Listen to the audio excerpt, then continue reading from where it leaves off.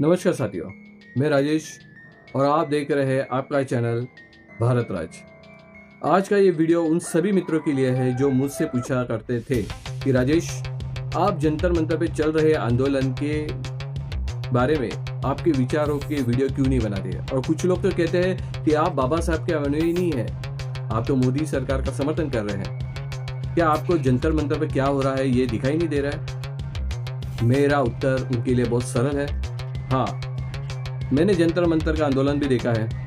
मैंने police force को जख्मी किया गया वो भी देखा है। मैंने स्टूडेंट्स पे लाठीचार्ज चलाई गई ये भी देखा है। मैंने वो अश्लील भाषा, गाली गलौज वाले वीडियो भी देखे हैं जो अपने सैनिकों के प्रति, सरकार के लिए, जिन्हें भारत की जनता ने वोट देकर देश के संभालने का जिम्मेदारी दी है।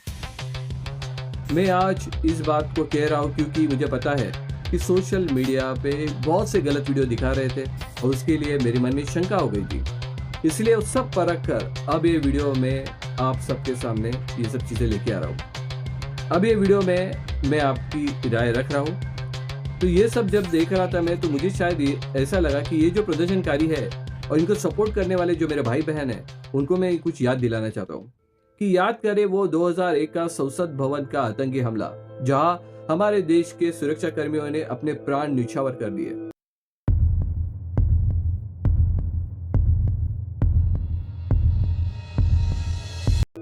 याद करें 2002 का अक्षरधाम मंदिर हमला जो गुजरात का था। याद करें 2006 के मुंबई ट्रेन ब्लास्ट, जिनमें लगभग 200 निर्दोष लोगों की जान चली गई। वहां कोई धर्म नहीं था, वहां इंसान मरे थे।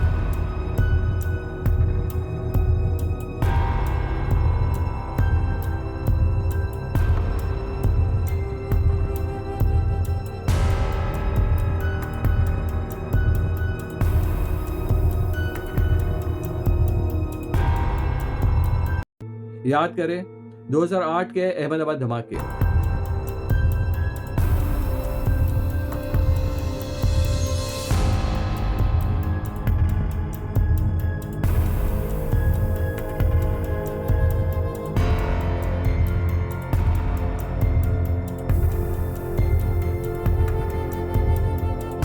कैसे भूल सकते आप 26/11 के मुंबई आतंकी हमले को, जहां देश ने अपने बहादुर जवानों और सैकड़ों निर्दोष नागरिकों को खोया था।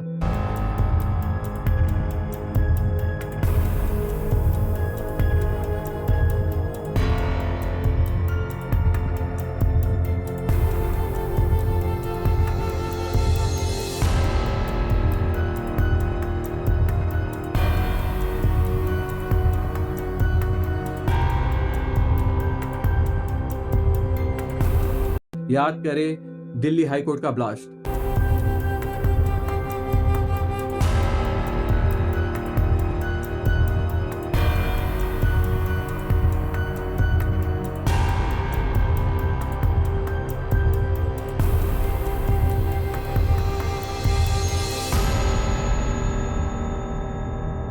हैदराबाद ब्लास्ट को याद करें।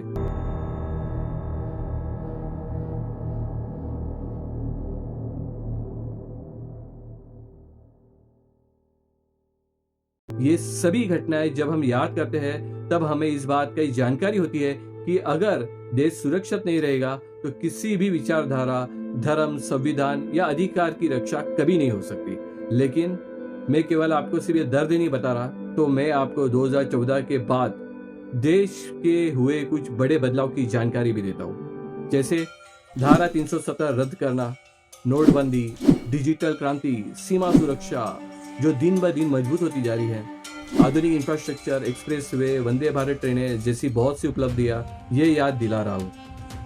भारत दुनिया की 11वीं सबसे बड़ी अर्थव्यवस्था होकर आज विश्व की सबसे चौथी बड़ी अर्थव्यवस्था बनी है, ये याद दिला रहा हूँ। स्टार्टअप इकोसिस्टम 2014 में केवल 350 से 400 स्टार्टअप से बढ़कर आज देश में 3.5 लाख उससे भी अधिक मान्यता प्राप्त स्टार्टअप हो रहे हैं, ये याद दिला रहा हूँ, जिन्होंने लाखों रोजगार दिए हैं। मेडिकल कॉलेजों की संख्या 2014 में 431 से बढ़कर 2026 तक 818 हो चुकी है। इसके साथ ही MBBS सीटें 51,000 से बढ़कर करीब 1.3 लाख हो गई है। देश भर में हजारों जन औषधि केंद्र खुले गए हैं जहां गरीबों और मध्यम वर्गीयों को 50 से 90% तक कम कीमत पर जेनेरिक दवाइयां मिल रही है। पूरा विश्व कोविड से ग्रस्त था, तभी 220 करोड़ से अधिक मुफ्त स्वदेशी वैक्सीन खुराक का रिकॉर्ड टीकाकरण अभियान ये सक्सेसफुली चलाया गया। राष्ट्रीय शिक्षा नीति NEP 2020 के अंतर्गत IIT, IIM और IIIT की संख्या में भी बहुत ही बढ़ोतरी हुई है। ये याद दिला रहा हूँ मैं आपको। भारत चांद के दक्षिण ध्रुव के पास अंतरिक्ष के यान उतारने वाला दुनिया का पहला देश बना है, ये भी याद दिला रहा हूँ।